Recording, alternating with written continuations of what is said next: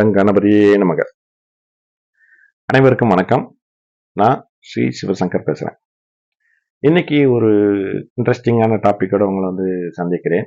அதாவது இன்னைக்கு நம்ம பார்க்க போகிற விஷயம் என்ன அப்படின்னீங்கன்னா, பச்சை வேட்டி சாமியார் இல்லை பச்சை வேட்டி சித்தர் அப்படின்னு சொல்லுவாங்க. அவரை பற்றி தான் பார்க்க போகிறோம். அவர் எங்கே இருந்தார் அப்படின்னா, திருவண்ணாமலையில் தான் இருந்தார். திருவண்ணாமலை கோயில்லையே இந்த மெயின் ராஜகோபுரம் இருக்குது பார்த்தீங்களா, அந்த இடத்துக்கு ரைட் ஹேண்ட் சைட்லேயே தான் இருப்பார் அவர் யூஸ்வலாகவே. இப்போ இல்லை, அவர் சமாதி ஆயிட்டாரு. ஆனால் அவருக்கு நடந்த ஒரு நிகழ்வு, அந்த நிகழ்வை தான் நான் இப்போ உங்களுக்கு சொல்ல போகிறேன். இப்போது பச்சை வேட்டி சித்தர் அடிக்கடி கிரிவலம் போவார். காலையில் மட்டும் இந்த ராஜகோபுரம் முன்னாடி உட்காந்துருப்பாரு. அதுக்கப்புறம் என்ன பண்ணுவார் அப்படின்னீங்கன்னா, அவருக்கு எப்போ தோணுதோ, கொஞ்சம் வெயிலெல்லாம் ஏறிடுச்சுன்னா அதுக்கு முன்னாடி அவர் கிரிவலம் போயிட்டு வந்துடுவார். இப்படி தான் போயிட்டுருக்கு. அந்த மாதிரி போயிட்டு இருக்கும்போது ஒரு தடவை இந்த யமலிங்கம் பக்கத்துல எல்லாம் ஆள் இல்லாத டைம்ல ஈவினிங் நேரத்துல எல்லாம் போனீங்கன்னா கொஞ்ச நாளைக்கு முன்னாடி நடந்த நிகழ்வு. இப்போதான் எல்லா நேரத்துலயும் எல்லாருமே கிரிவலம் போயிட்டு இருக்காங்க. எப்பயுமே க்ரௌடா இருக்கு. அதனால சேஃபான பிளேஸ் தான் திருவண்ணாமலை. ஆனா அந்த காலத்துல கொஞ்ச நாளைக்கு முன்னாடி ரொம்ப அந்த இடம்லாம் லைட்டிங் எல்லாம் கூட இருக்காது. பட் ரோடு இருக்கும். ஏன்னா அது ஒரு part of the main road அப்படின்றதுனால, பெங்களூருக்கு போகிற சாலை, கிருஷ்ணகிரி சைக்கு போகிற ரோடு அப்படின்றதுனால அது சாலை மட்டும் இருக்கும். ஆனால் அங்கே இருட்டாக இருக்கும், எல்லாம் மரம் இருக்கும், சுடுகாடு எல்லாம் இருக்கும் அந்த யமலிங்கம் பக்கத்தில். அந்த ஏரியாவுக்கு போயிட்டுருக்காரு. போயிட்டுருக்கும்போது ஒரு 100 அடி தள்ளி அந்த சித்தர் போயிட்டுருக்கும்போது, அந்த பச்சை வேட்டி சாமி போயிட்டுருக்கும்போது, அவருக்கு முன்னாடி ஆப்போசிட்டில் ஒரு 100 அடி தள்ளி ஒரு 4-5, இப்போ நம்ம புள்ளிங்கன்னு சொல்கிறோம் பார்த்தீங்களா, அந்த மாதிரி ஒரு பசங்க கொஞ்சம் பேர் 4-5 பேர் வராங்க. இந்த சித்தருக்கு காதில் கேட்குது, இங்கே பாரு, நீ இப்போ போகிற அந்த பசங்க எதில் வரானுங்க, வரவங்க உங்ககிட்ட அடித்து பணத்தை கேட்பானுங்க, பேசாமல் கொடுத்துரு, உங்க கையில் என்ன இருக்கோ அதை கொடுத்துரு அப்படின்னு சொல்லிட்டு அவருக்கு ஒரு குரல் கேட்குது. இவர் பச்சை வேட்டி சித்தர் மாதிரி இருந்தாலும் அந்த குரல் கேட்குறாரு. சரி அப்படின்னு சொல்லிட்டு அவருதான் ஆகட்டும், நடக்கட்டும் அப்படின்னு சொல்லிட்டு போறாரு. அவருக்கு பெருசா ஒன்றும் கிடையாது. அவர் பச்சை வேட்டியில ஒரு சுத்தி இருப்பாரு. யாராவது பிச்சை போடுறாங்க, தானம் கொடுக்குறாங்கன்னு வச்சுக்கோங்களேன், அது காயின்ஸோ இல்லை 10 ரூபாயோ மேக்சிமம், அந்த மாதிரி விஷயத்தெல்லாம் மடிச்சு அந்த வேட்டிலேயே வச்சிருப்பாரு. இங்க வேட்டியில கட்டி வச்சிருப்பாரு. அது அவர் கையில இருக்கு, ரைட்டுங்களா. அந்த பணம் எவ்வளவு பெரிய அமௌண்ட் எல்லாம் கிடையாது, ஒரு சின்ன அமௌண்ட் தான். பட் இருந்தாலும் அது அவர் கையில இருக்கு. அதோட போயிட்டு இருக்காரு. அந்த குரல் கேட்ட மாதிரியே எதுல கரெக்டா வராங்க. வந்த உடனே அந்த பசங்க என்ன பண்றாங்கன்னா, இளம் பசங்க இந்த சாமி கிட்ட, சாமி இருக்கிற பைசா என்ன அதெல்லாம் கொடுங்க. அவங்க போதையில வேற இருக்காங்க.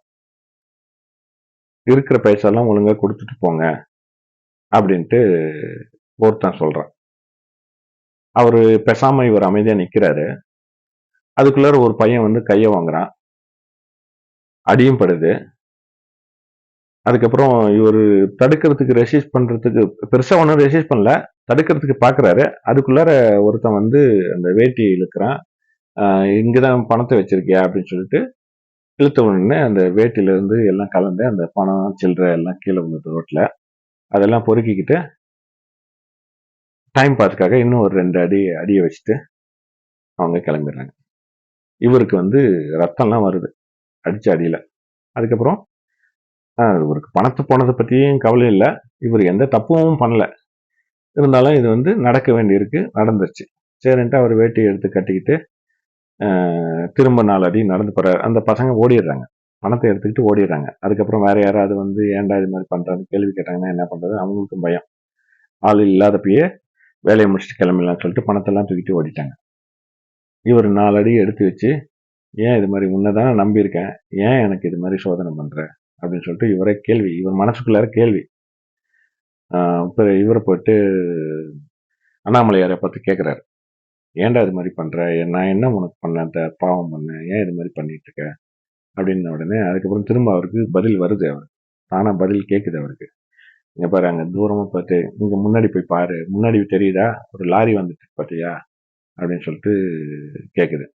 ஆமா அப்படின்ட்டு அவர் ரியலைஸ் பண்ணும்போது, இந்த லாரி வந்து உன் மேல இடிச்சு உனக்கு வந்து மிகப்பெரிய சேதாரம் ஆகணும் இன்னைக்கு. அதுதான் உன்னுடைய கர்மா. இன்னைக்கு அது பண்ணி ஆகணும். நீ ரத்தம் சிந்தி ஆகணும். அதனால ஹாஸ்பிட்டல்ல போய் செலவு பண்ணி ஆகணும். சரியா? இது இருக்கிறதெல்லாம் இழக்கணும். இது வந்து பெருசா நடக்க வேண்டிய விஷயம். இத வந்து நீ என்னுடைய பக்தனா இருக்கிறதுனால தான் நான் உனக்கு சின்ன வகையில இந்த காரியத்தை வந்து நான் வந்து உனக்கு நடக்காம பண்ண முடியாது. கர்மான்றது வேலை செஞ்சுதான் ஆகும். நடந்துதான் தீரும். ஆனா வந்து இந்த லாரி அடிக்கிறது பெரிய விஷயமா? இல்ல இந்த பசங்க கிட்ட 2 அடி வாங்கினது பெரிய விஷயமா? உனக்கு சின்ன விஷயமா நடத்தி அந்த கர்மாவை கழிக்கிறதுக்கு என்ன பண்ணணுமோ அதை பண்ணியிருக்கேன் அப்படின்னு சொல்லிட்டு இவருக்கு தகவல் வருது. அது யார் சொன்னா, அசரீரி பேசிச்சா அதெல்லாம் கேட்கக்கூடாது. நீ நம்புனா நம்புங்க, நம்பலன்னா இது உங்களுடைய விருப்பம். இது வந்து இந்த பர்டிகுலர் விஷயங்கள் நான் சொல்றது எல்லாருமே இதை நம்புபவர்களுக்கு தான். இதை வந்து நம்புறவங்களுக்கு தான். நம்பினால் நம்புங்கள், நம்பாம இருந்தா அது உங்களுடைய விருப்பம். சரிங்களா? ஸோ அவருக்கு கேட்கும் அது. யூசுவலாவே எனக்கே இது மாதிரி நிறைய விஷயங்கள் எல்லாம் நடந்திருக்கு. அதாவது என்னன்னா, எனக்கே வந்து ஒரு சில விஷயங்கள் எல்லாம் கேட்குங்க. தோணும் ஆக்சுவலா. தோணுதா? இல்ல யாராவது சொல்றாங்களா? அத வந்து டிஸ்டிங்க்டா சொல்ல முடியாது உங்களுக்கு. ஆட்டோமேட்டிக் அது வந்து என்ன உங்களுக்கு சேரணுமோ அந்த தகவல் வந்து வரும். ஒரு அசரீரி கேட்குற மாரி இருக்கும். யாராவது பேசுற மாரி இருக்கும். இல்ல உங்களுக்கே வந்து அது தோணி, இத பண்ணு, இது பண்ணு அப்படின்னு சொல்லிட்டு வந்து சொல்லும் உங்களுக்கு. இதுதான் அவருக்கு இது மாரி தான் சொல்லியிருக்கு. ஸோ இதுலேருந்து நான் என்ன சொல்ல வரேன்னா, நீங்க சாமியாரா இருந்தாலும் சரி, சித்தரா மாறினாலும் சரி, உங்களுடைய கர்மா அப்படிங்கிறது வேலை செஞ்சே தீரும். இது வந்து இததான் இந்த பச்சைமலை சாமியார் கதையிலிருந்து நான் சொல்லக்கூடிய ஒரு விஷயம். மீண்டும் ஒரு அடுத்த வீடியோவில் வேற ஒரு தகவலுடன் உங்களை வந்து சந்திக்கிறேன். நன்றி, வணக்கம்.